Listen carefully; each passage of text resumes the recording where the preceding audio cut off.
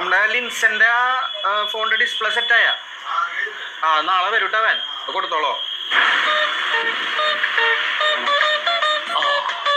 Royal mobiles, Royal പിന്നല്ലാണ്ട് നീ വന്നേ നമ്മുടെ ചെക്കൻ്റെ കടയല്ല എല്ലാ സാധനം ഇവിടെ ഉണ്ടാവും. കുട്ടന്റെ ശബ്ദല്ലേ ഇമാര് രണ്ടും കൂടി വള്ളി പിടിക്കാൻ രാവിലെ തന്നെ ഇറങ്ങിണ്ടാവും. കച്ചവടം പോയിരുന്നു. കൊറേ നാളെ കണ്ടിട്ട് എവിടെയായിരുന്നു? അതല്ല ഞാൻ പറഞ്ഞത്, റോയൽ അല്ലടാ, ഇവിടെ കംപ്ലീറ്റ് സാധനങ്ങൾ ഉണ്ടാവും. ഡേവിസ്, ഞങ്ങൾ കണ്ടന്റ് ക്രിയേഷൻ തുടങ്ങാൻ പോവാണ്. അപ്പൊ അതിലേക്ക് ആവശ്യമുള്ള കംപ്ലീറ്റ് സാധനങ്ങൾ എടുത്തോ. നിങ്ങൾക്ക് എന്ത് സാധനങ്ങൾ വേണ്ടെന്ന് പറഞ്ഞോട് തരാം. വീഡിയോ ചെയ്യാൻ ഉദ്ദേശിക്കുന്നത് ഇൻസ്റ്റാഗ്രാമിൽ. അപ്പൊ ഈ വീഡിയോ ചെയ്യുമ്പോൾ അതിനാവശ്യമായിട്ടുള്ള നല്ല ലൈറ്റ്, പിന്നെ സൗണ്ട്, പിന്നെ ഹെഡ്സെറ്റ്, പിന്നെ എയർപോഡ്. എയർപോഡ് മറ്റേ 3 കാലുള്ള ക്യാമറ വെക്കുന്ന സാധനം, ട്രൈപോഡ്. ട്രൈപോഡ് അതന്നെ. അജിത്താണ്. പിന്നെ വിളിക്കാട്ടോ. എന്റെ പൊന്ന ചങ്ങായിമാരെ, നിങ്ങൾ ഈ പറഞ്ഞ സാധനം ഒന്നും അവിടുന്ന് കിട്ടില്ല. നിങ്ങൾക്ക് വേണമെങ്കിൽ ഞാൻ ഐഫോൺ ഒപ്പിച്ചു തരാം. ഐഫോൺ എന്നാ പിടിച്ചോ. 16 Pro, 17 Pro, 17 Pro Max. Top 17 Pro Max. ഈ 70 Pro Max എത്രയാ? കയ്യോടെടുക്കാനാണേ. കയ്യോടെടുക്കാനാണോ? ജസ്റ്റ് ഒരു 1,50,000 രൂപ. 1,50,000. വിളിക്കാട്ടോ. അല്ല വേണ്ടേ? വിളിക്കാം. രാവിലെ തന്നെ മനുഷ്യന്മാരെ മെനക്കെടുത്താനായിട്ട് ഓരോന്ന് ഇറങ്ങിക്കോളും.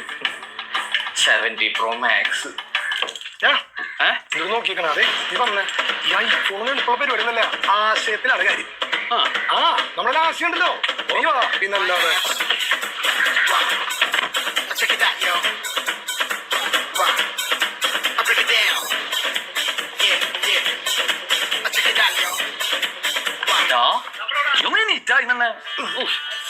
ഒരു 10-15 മിനിറ്റ് ആയിട്ടോ ആശയം പോയിട്ട് ഒന്നും കിട്ടണില്ല എഴുതാനായിട്ട്. എനിക്കും കിട്ടണില്ല, ഒന്നും കിട്ടണില്ല. ഇതിങ്ങനെ പോയി ശരിയാവില്ല. പോവാ. നല്ല കാര്യം. എളുപ്പമുള്ള പരിപാടി ശരിയാവും. അതൊക്കെ അതെ, ആ ടീം ഭയങ്കര വൈറൽ കണ്ടന്റ് പടക്കുന്ന ടീമാ. ഒരു രക്ഷ ചോദിച്ചാലോ? ആയോ അതെ, നമുക്കൊരു ഷോട്ട് വെച്ചാലോ? അപ്പൊ അടുത്തോടെ വരുന്ന ഒരു ഷോട്ട് വെച്ചാലോ? അതൊക്കെ പണ്ടത്തെ ക്ലീഷേ ഡയലോഗ്. ഇതിന് വേണ്ടത് ഇത് മതിയാവും, കുഴപ്പമില്ല. ഞങ്ങൾ നിങ്ങളുടെ വലിയ ഫാൻസ് ആട്ടാ. വീഡിയോസ് ഒക്കെ കാണാൻ അടിപൊളിയാണ്. വീഡിയോസ് ഒക്കെ ഞങ്ങള് പുതിയ കണ്ടന്റ് ക്രിയേറ്റേഴ്സ് ആണ്, ഫ്രഷ് കണ്ടന്റ് ക്രിയേറ്റേഴ്സ് ആണ്. ഞങ്ങൾ ഹെൽത്തിന് വേണ്ടി വന്നു. എന്താണ്? അതായത് ഞങ്ങൾക്ക് ആശയങ്ങളുടെ ചെറിയൊരു ഇതായിട്ട് അതൊക്കെ കുറച്ച് ആശയം കടം തരും. ആശയല്ലേ? എന്റെ പൊന്നു ചേട്ടാ, ഇവിടെ 3 ആഴ്ച ഇവിടെ ഇരിക്കണു. അതത്ര എളുപ്പമുള്ള കാര്യമൊന്നുമല്ല. അതിനെ ക്ഷമ വേണം, ഡെഡിക്കേഷൻ വേണം, നിരീക്ഷണ പടം മസ്റ്റാട്ടാ. അതാണ് കണ്ടന്റ് ക്രിയേറ്റേഴ്സ്. എന്റെ പൊന്നോണേ, ഇതിനും നമ്മുടെ ഐഫോണാട്ടാ. ഐഫോൺ വലിച്ചെറിഞ്ഞാലത് എളുപ്പമുള്ള പരിപാടിയല്ലേ കളിയാ.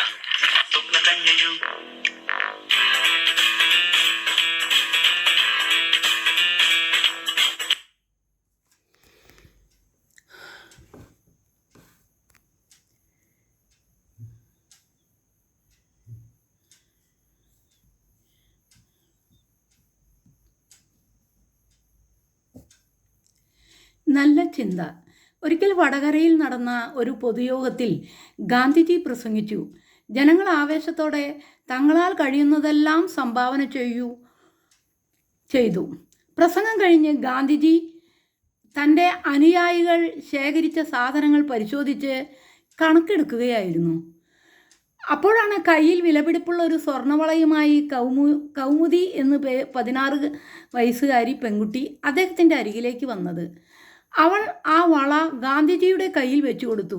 ഗാന്ധിജി അവളെ നോക്കി ചിരിച്ചുകൊണ്ട് ചോദിച്ചു, മോളെ, നിനക്കിത് വേണ്ടേ? ഈ സ്വർണ്ണവള വിലപിടിപ്പുള്ളതാണ്. കൗമുദി തലകുനിച്ച്, ബാപ്പുജി, ഇത് എൻ്റെ അമ്മ തന്നതാണ്. ഇത് ഞാൻ നിങ്ങൾക്കായി തരുന്നു. ഈ പണം പാവപ്പെട്ടവർക്ക് ഉപകാരപ്പെടട്ടെ എന്ന് പറഞ്ഞു. ഗാന്ധിജി വളകൾ വാങ്ങാൻ മടിച്ചു. അദ്ദേഹം പറഞ്ഞു, മോളെ, ഈ ലോകം കണ്ടിട്ടുള്ള ഏറ്റവും വലിയ കള്ളന്മാർ ആഭരണങ്ങൾ മോഷ്ടിക്കുന്നവരല്ല, അമിതമായ ആഭരണങ്ങൾ ഇട്ട് ജീവിക്കുന്നവരാണ്. നിനക്കിനി ഒരുപാട് കാര്യങ്ങൾ ചെയ്യാനുണ്ട്. ഈ വളകൾ തിരിച്ചെടുത്തോളൂ. എന്നാൽ കൗമുദി വഴങ്ങിയില്ല. ബാപ്പുജി, ഞാനിത് എൻ്റെ രാജ്യത്തിനായി തരികയാണ്. എനിക്കിത് ഇനിയും ആവശ്യമില്ല, അവൾ ദൃഢമായി പറഞ്ഞു. ഗാന്ധിജി ആ വളകൾ ഏറ്റുവാങ്ങാൻ സമ്മതിച്ചു. അപ്പോഴും അദ്ദേഹം ഒരു കാര്യം ചോദിച്ചു. എന്നാൽ ആ ഒരു കാര്യം ചെയ്യണം. ഇനിയൊരിക്കലും സ്വർണ്ണാഭരണം അണിയില്ല എന്ന് നീ എനിക്ക് വാക്ക് തരണം. കൗമുദി ചിരിച്ചുകൊണ്ട് ആ വാക്ക് നൽകി. ആ നിമിഷം ഭാഗ്യമായ ആഡംബരങ്ങളെക്കാൾ വലുതാണ് ത്യാഗത്തിൻ്റെയും രാജ്യസ്നേഹത്തിൻ്റെയും സൗന്ദര്യമെന്ന് ആ കൗമാരക്കാരി തെളിയിച്ചു. ഗാന്ധിജിക്ക് അത് വെറും സ്വർണമായിരുന്നില്ല, ഹൃദയത്തിൻ്റെ പരിശുദ്ധി ആയിരുന്നു.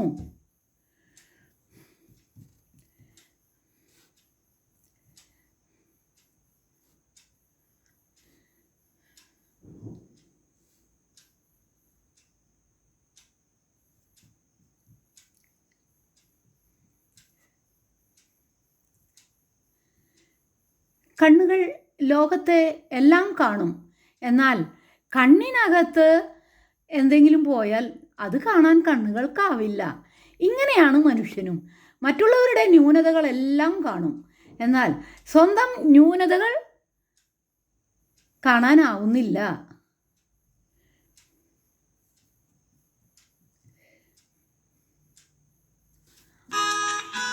സിയോനിൽ വിലപിക്കുന്നവർ കർത്താവ് നട്ടുപിടിപ്പിച്ച നീതിയുടെ ഓക്കുമരങ്ങൾ എന്ന് വിളിക്കപ്പെടാനും അവിടുത്തെ മഹത്വം പ്രകീർത്തിക്കപ്പെടാനും വേണ്ടി അവർക്ക് വെണ്ണീറിനു പകരം പുഷ്പമാല്യവും വിലാപത്തിനു പകരം ആനന്ദത്തിന്റെ തൈലവും തളർന്ന മനസ്സിനു പകരം സ്തുതിയുടെ മേലങ്കിയും നൽകാൻ അവിടുന്ന് എന്നെ അയച്ചിരിക്കുന്നു. പണ്ട് നശിച്ചുപോയവ അവർ വീണ്ടും നിർമ്മിക്കും, പൂർവാവശിഷ്ടങ്ങൾ ഉദ്ധരിക്കും, നശിപ്പിക്കപ്പെട്ട നഗരങ്ങൾ പുനരുദ്ധരിക്കും, തലമുറകളായി ഉണ്ടായ വിനാശങ്ങൾ അവർ പരിഹരിക്കും.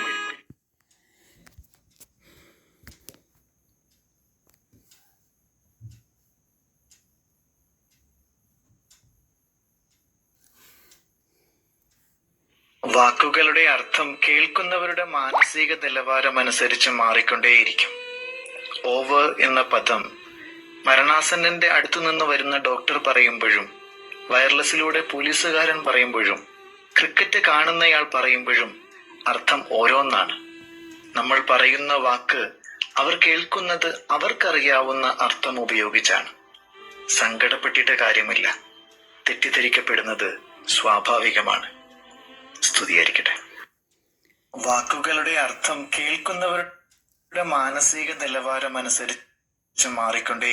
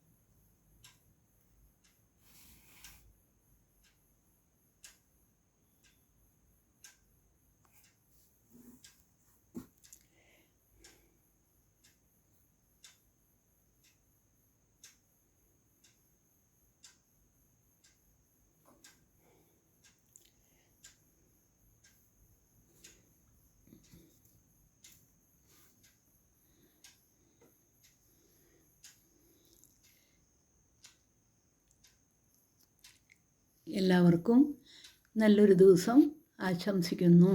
പ്രാർത്ഥനയോടെ ഗുഡ് നൈറ്റ്.